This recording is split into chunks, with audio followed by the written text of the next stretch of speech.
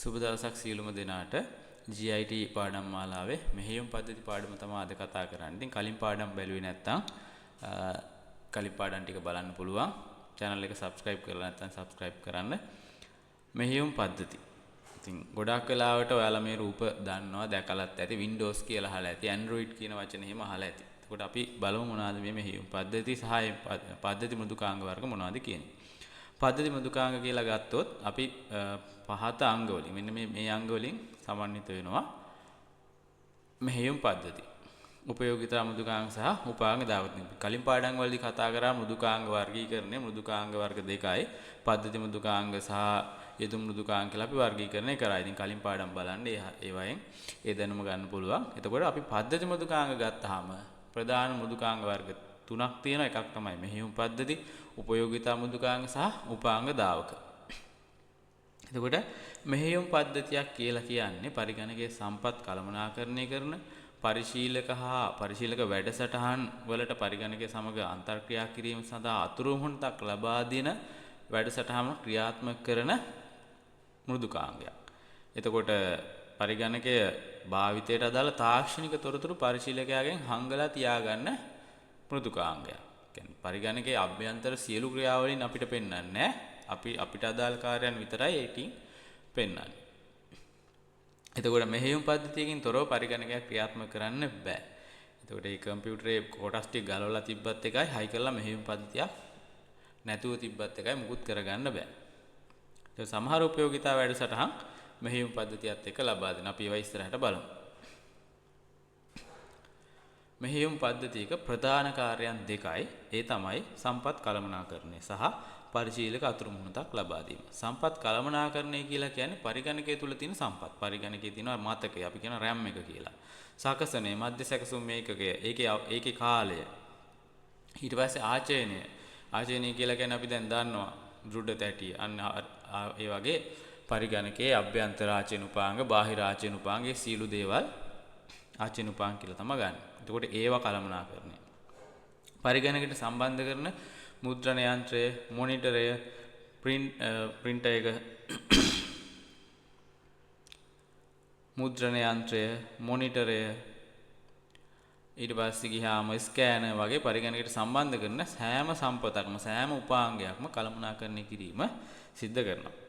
ඊළඟට ප්‍රධානම දෙවෙනි කාර්යය තමයි පරිශීලක අතුරු මුහුණක් ලබා දීම. පරිශීලක අතුරු මුහුණක් කියන්නේ පරිගණකේ වැඩ කරගෙන යන අපිට ලබා දෙන මුහුණත. අතුරු මුහුණත හා පරිශීලකයාට යෙදුම් මෘදුකාංග සහ දෘඩාංග සමග අන්තර්ක්‍රියා කිරීමට ඉඩකඩ ලබා දෙයි. අපි කම්පියුටර් ඔන් කරපුවාම අපිට ලැබෙන මුල්ම තිරේ තියෙනවනේ ඒකට අපි කියනවා යූසර් ඉන්ටර්ෆේස් එක. එහෙම නැත්නම් පරිශීලක අතුරු මුහුණත. එතකොට ඒක ලබා දෙන්නේ මෙහෙයුම් පද්ධතිය. මේක තමයි මෙහෙයුම් පද්ධතියක ප්‍රධාන කාර්යයන් දෙක. එතකොට පරිශීලක අතුරු මුහුණත් ආකාර දෙකයි. විධාන රේඛා අතුරු මුහුණත. ඒකට අපි කියනවා CLI කියලා. අනිත් එක චිත්‍රක පරිශීලක අතුරු මුහුණත. ඒකට අපි කියනවා graphical user interface එකක්. එතකොට CLI එකක් කියන්නේ පරිගණකයේ සමග sannivedanaya කිරීම සඳහා විධාන රාශියක් යොදා ගන්නා අතුරු මුහුණත. දැන් අපි අපේ පරිගණකයේ තියෙනවා මේ අතුරු මුහුණත බලන්න පුළුවන්. දැන් මම මේ විදියට Windows එකත් එක්ක R අකුර press කරලා CMD කියලා බටන් එක press කරනවා. එතකොට මම මේ dir කියලා පොඩි කෝඩ් එකක් ගහනවා. එතකොට මෙන්න බලා ගන්න පුළුවන් මගේ පරිගණකයේ මුල් තිරේ කියන්නේ ඇවිල්ලා තියෙනවා මේ command prompt එක.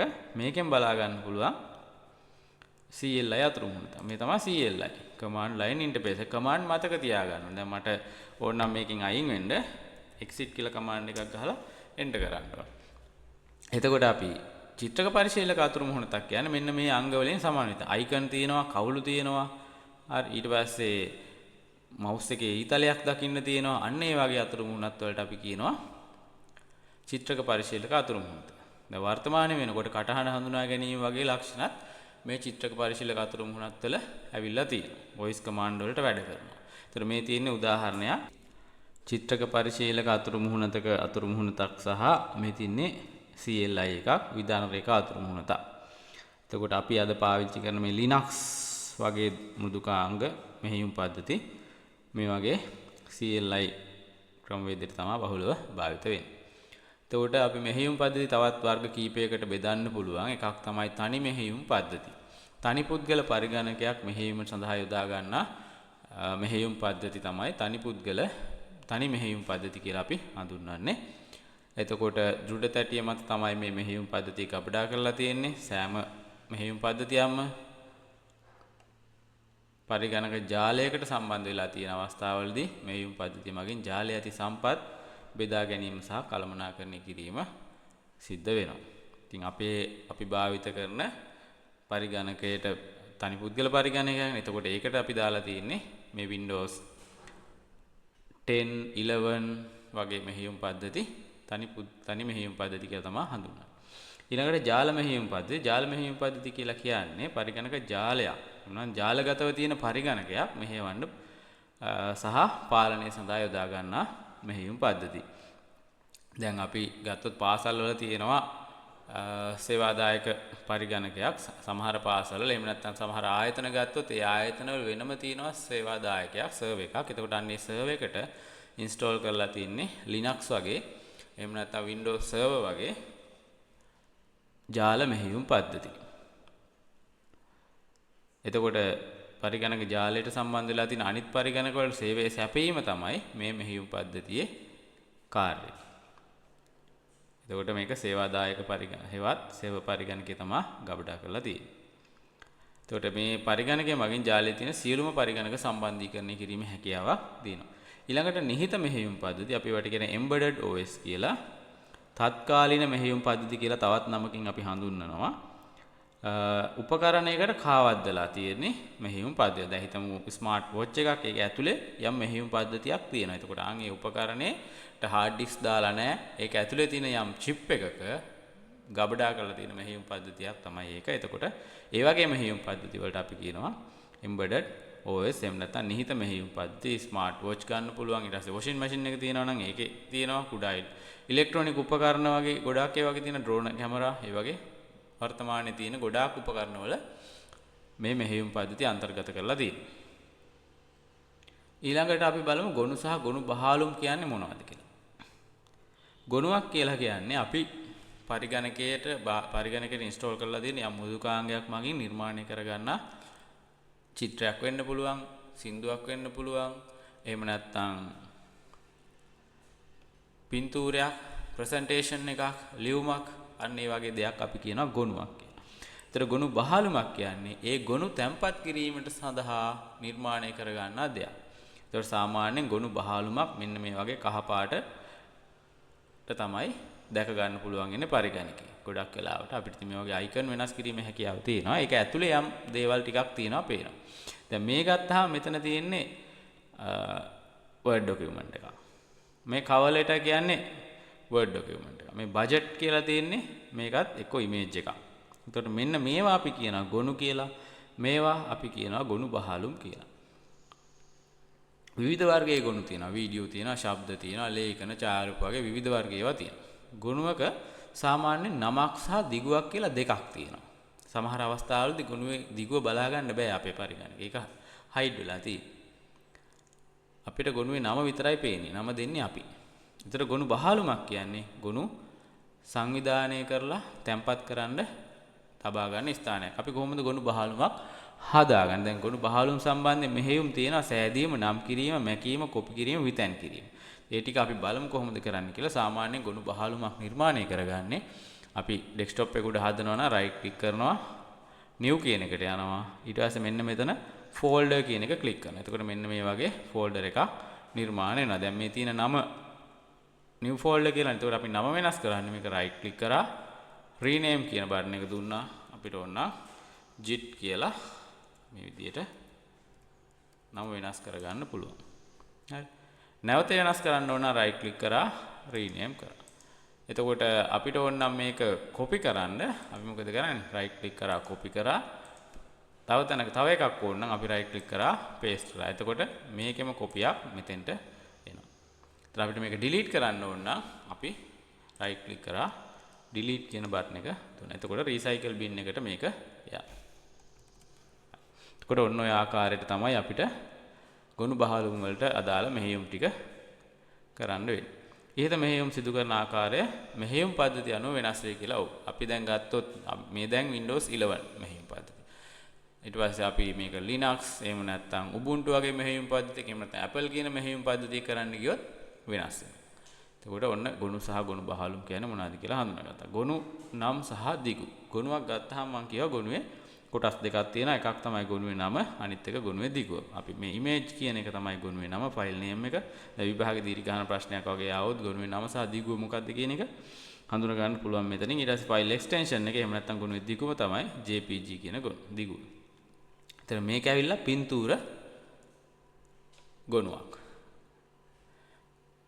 එතකොට මේ ගොනු නාමයයි ගොනු දිගුවයි වෙන් වෙන්නේ තිතකින්.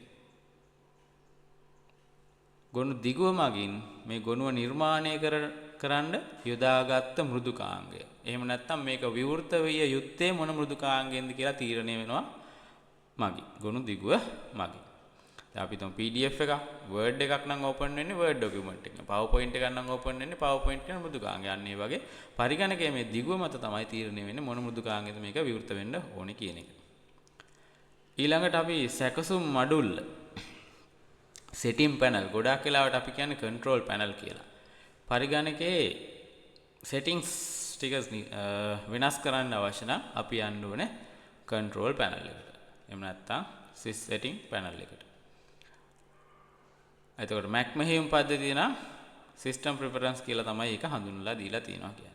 අපිට යතුරු පුවරුවේ සහ මූසිකයේ ක්‍රියාකාරීත්වය වෙනස් කරගන්න අවශ්‍ය නම් user account හදන්න ඕන නම් ඊට පස්සේ network setting අපිට printer එකක් install වෙලා තියෙනවා නම් ඒවා කොයි විදිහට තියෙන්නේ බලා ගන්න software එකක් අයින් කරගන්න.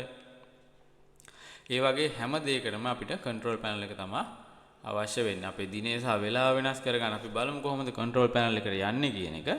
අපි මේ විදිහට start button එක press කරලා CO කියලා අපි type කරපුවාම මේ විදිහට control panel කියන එක අපිට බලා ගන්න පුළුවන්. එතකොට මුල්ම window එකේ ඉන්නේ මෙන්න මේ ආකාරයට තමයි control panel එකේ. එතකොට මෙතන view by කියන එකෙන් category කියන එක අපි වෙනස් කරනවා large icon කියන එකට. එතකොට මේ තියෙන settings ටික අපිට බලා ගන්න පුළුවන්. එතකොට අපිට දිනේ වේලාව වෙනස් කර ගන්න අවශ්‍ය නම් අපිට මෙතන date and time කියන එක හොයාගෙන ගිහිල්ලා මේ විදිහට වෙනස් කර ගන්න පුළුවන්. එතකොට අපි ඔන්න ඔහොම තමයි control panel එකට යන්නේ. එතකොට Mac මෙහෙයුම් පද්ධතිය නම් තියෙන්නේ system preference කියලා control panel වෙනුවට. ඊළඟට මෙහෙයුම් පද්ධතියේ තියෙන තවත් මෙවලම් ටිකක් තමයි disk cleanup කියන්නේ. disk cleanup එකක් කරන්නේ අපේ පරිගණකයේ අපි වැඩ කරනකොට නිර්මාණය වෙන අනවශ්‍ය ෆයිල් temporary file කියලා අපි කියනවා. එතකොට අන්නේ file හඳුනගෙන ඒවා ඉවත් කිරීම තමයි මේ disk cleanup එකෙන් කරන්නේ. එතකොට වෙන්නේ අනවශ්‍යව දැන් අපි ස්මාර්ට්ෆෝන් වලත් ඕක තියෙනවා. අනවශ්‍යව ගොඩ ගැහිලා තියෙන files ටික delete වෙලා තැටියේ තියෙන hard disk එකේ තියෙන ඉඩ වැඩි වෙනවා. එතකොට අපි Windows මෙහෙයුම් පද්ධතිය කොහොමද කරන්නේ? එතකොට අපි චුට්ටක් බලමු කොහොමද කරන්නේ. මෙන්න අපි this PC මේ විදිහට විවෘත කරගෙන අපි C කියන partition එක උඩ right click කරලා මෙහෙම properties කියන එකට යනවා. එතකොට ඔයාලට මෙතන බලා ගන්න පුළුවන් disk cleanup කියලා එකක් තියෙනවා. එතකොට එකක් ගියා දකින්න නැති. එතකොට මෙන්න මේ තියෙන්නේ ගොඩ ගැහිලා තියෙන්නේ temporary file. එතකොට මේ තියෙන ඒවාට අපි මෙහෙම හරි දාමු. එතකොට මෙතන තියෙනවා මෙගාබයිට් 111ක්. සමහර පරිගණකවල ගිගාබයිට් 10 15 20 30 ගොඩ ගැහිලා තියෙනවා. කවදාවත් මේ temporary file delete කරලා නැත්තම්. විශේෂයෙන්ම graphic design වගේ කරන අයගේ ගොඩාක් එකතු වෙනවා. එතකොට මෙන්න මේ විදිහට මම OK button එක press කරනවා. එතකොට අහනවා delete කරන්න කමක් නැද්ද permanently කියලා. එතකොට අපි delete කියන එක දෙනවා. එතකොට මෙන්න මේ වගේ ඒ ගොඩ ගැහිලා තියෙන temporary files ටික delete වෙලා යනවා. හරි. ඊට අපි OK කරනවා. ඉතින් ඔන්න ඔය විදිහට තමයි disk cleanup එකක් කරගන්නේ. ඊළඟ tool එක තමයි මෙහෙයුම් පද්ධතියේ තියෙන තැටි ප්‍රශස්තකරණය. ඒකට අපි කියනවා disk defragmentation. defragmentation එකකින් කරන්නේ මෙන්න මේ වගේ විවිධ වර්ගයේ ෆයිල් මේ වෙන වෙනම පාටින් පෙන්නලා තියෙන්නේ විවිධ වර්ගයේ ෆයිල්. සුදු පාටින් පෙන්නලා තියෙන හිස් අවකාශය. එතකොට මේ තැටිය දුඩ තැටිය විනාඩියට වට 5400ක් 7200ක් වගේ වේගෙන් කැරකෙනවා කියලා අපි කලින් වීඩියෝ වලදී කතා කරා. එතකොට ඒ කැරකෙනකොට අපි ෆයිල් එකක් සේව් කරොත් මේක එක තැන එක ළඟ සේව් වෙන්නේ නැහැ. මේ විවිධ ස්ථානවල තමයි මේ සේව් වෙලා තියෙනවා කියලා පෙන්වන්නේ. දැන් මේකට වඩා මිලියන ගාණක් මේ වගේ කුඩා කොටස් තියෙනවා පරිගණකයේ. හරි. එතකොට මෙන්න මේ කොටස් තැටියේ එක තැනකට එක ළඟට අරගෙන නිර්මාණය කරන එකට අපි කියනවා disk defragmentation එකක් කියලා. ඊළඟ එක තමයි තැටි පරීක්ෂා කිරීම. check disk කියලා කියනවා. එතකොට දෘඩ තැටියේ දෝෂ සහිත ස්ථාන හඳුනගෙන ඒවා සකස් කිරීම නැවත නිවැරදි කිරීම තමයි මෙන්න මේ කොටස මගින් කරන්නේ. තැටියේ කාණ්ඩවල ඒකාග්‍රතාවය සුරක්ෂිත කොට තාර්කික ගුණ පද්ධතිය වැරදි සකස් කිරීම තමයි මේකෙදි කරන්නේ. ගොඩක් වෙලාවට අර අපි මෙන්න මේ විදිහට C partition එක උඩ right click කරලා properties වලට ගියපුවාම අපිට බලා ගන්න පුළුවන් මෙතන මේ tools කියන එක යටතේ තියෙනවා check disk කියන එක.